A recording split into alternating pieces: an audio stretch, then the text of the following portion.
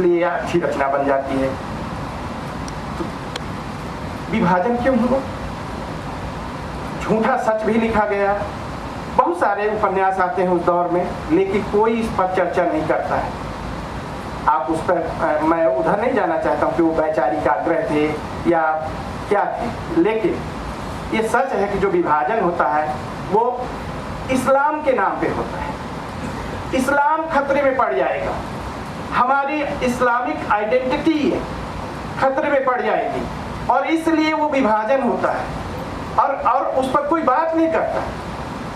तो ये सवाल उठाती है, ये रचना उस सवाल को पुनः जिंदा करती है कि अगर हमारे देश का इतना बड़ा विभाजन हो जाता है तो इसमें बहुत अच्छा सवाल उठाते हैं। मैं पढ़ करके नहीं ऐसे ही बताता हूँ कि जब वो ये कहते हैं कि मुझे नाम भुला गया, उस क्या नाम उस्मानी,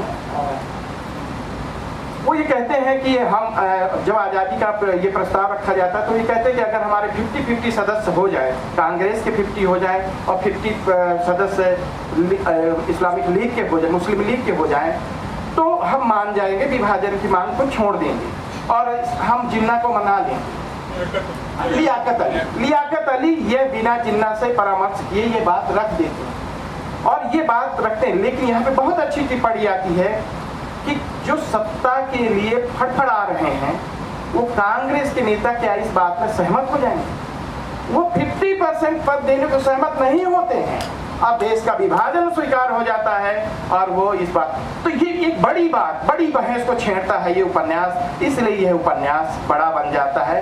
तो मैंने कहा कि सिर्फ अपने समय के यथार्थ, अपने समय के सवालों को ही कोई रचना दर्ज करे, यह नहीं बल्कि एक अच्छे विमर्श के लिए उकसाए, एक अच्छे भविष्य की ओर आपको ले जाए और आपकी अपनी एक उदात्त, एक ताकतवर परंपरा से जोड़ दे, तो रचना बड़ी हो जाती है। मुझे लगता है कि इतनी बातें कह करके मुझे, तो अभी मेरे पास है समय, मैं एक बात और थोड़ा सा कह के फिर मैं बात को खत्म करूँ कि किसी भी रचना का मूल्य परक योगदान क्या है।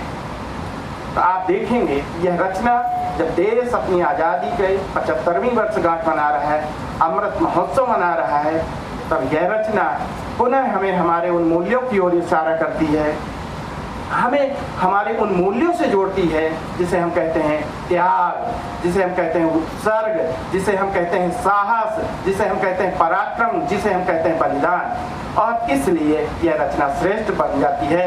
मैं इसकी रचनाकार को पढ़ा। धन्यवाद।